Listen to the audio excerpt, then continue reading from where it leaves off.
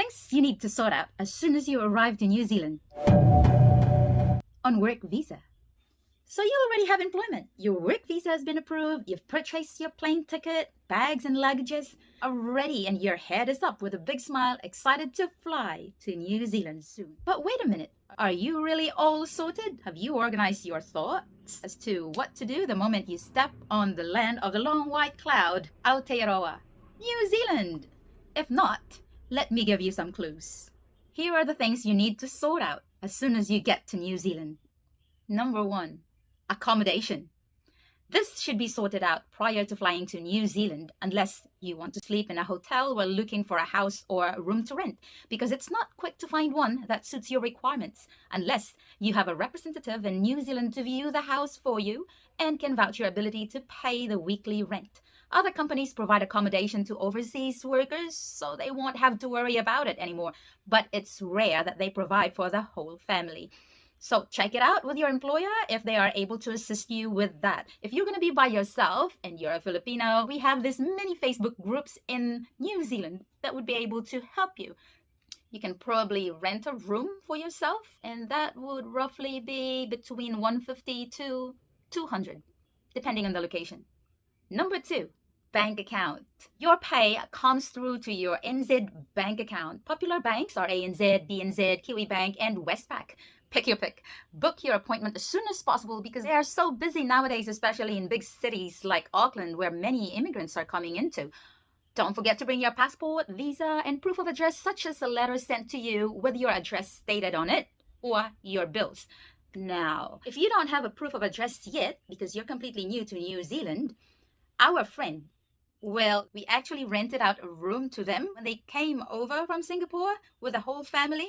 They secured a phone plan and added our address because at that time they were staying with us. And they presented the invoice as proof of address to the bank. Number 3, IRD. Of course, you have to pay your tax through the Inland Revenue Department. You'll be needing a proof of address to request for your IRD number. You can easily apply online. Just check out the website. Paper application is still possible. Just go to any AA center, fill in the form, and mail it to IRD. Check out AA website too for more accurate details.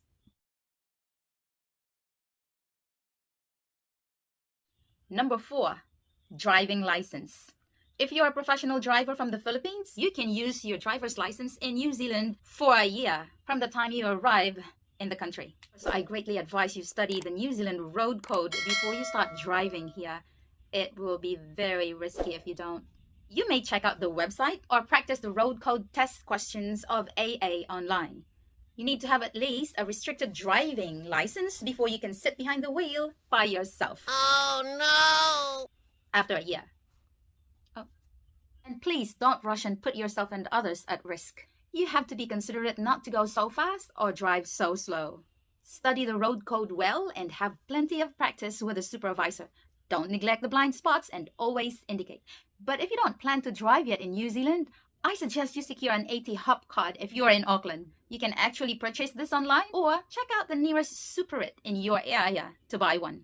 The last time I bought, I think it was around $15, $5 for the card, and then $10 for the top-up. Number 5, Kiwisaver. You are entitled for a Kiwisaver if you're a resident. Clarify this with your employer in case they have mistakenly enrolled you to a Kiwisaver scheme. It happened to others in the past, and other employers did not know the restrictions.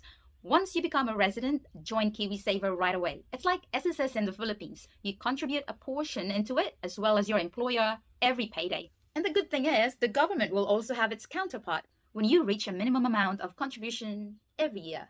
You may also open a Kiwisaver for your kids as young as they are, so long as they are residents too. This is a better way to save money for them as it has a better returns than saving in the bank. But again, if you're just on your work visa, don't worry about Kiwisaver. Number 6, if you're bringing your kids with you, you should greatly consider the school you want them to go to. Kids below 5 years old can go to ECE centers. Some centers offer 3 to 5 years old kids up to 30 hours free per week. But it's best to inquire directly to the center for more accurate information, as each center may have their own system and services offered. There are a lot of ECE centers in New Zealand, even just in your area, so check out the nearest one. primary children from 5 years old and up can avail completely free education in state or public schools. Be aware that school starts at 9 and it ends at 3 p.m. So you can plan ahead as to what time you're going to drop them off or pick them up, or if you're going to enroll them into programs before and after school, that's also possible. But you got to pay the fee for that. And take note, it is illegal to leave kids by themselves if they are under 14 years old. You don't want your kids to be taken away from you for being neglectful parents. And number 7, join a community. I would greatly recommend this one. Don't tell me you don't need anybody.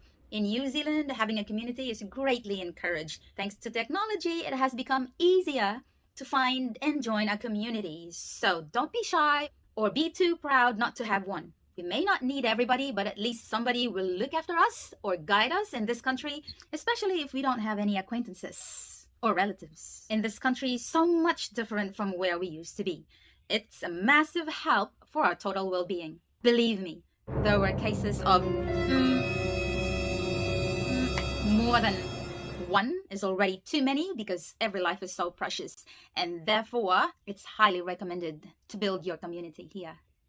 More things to take note next time. I just need to finish this off because I gotta do my dishes now. Thank you so much for watching. I hope you are learning from this, and I'm gonna see you again some other time. Don't forget to subscribe, please, especially if we're completely new. Gusto mo pa tong tubig? Yeah. Sige.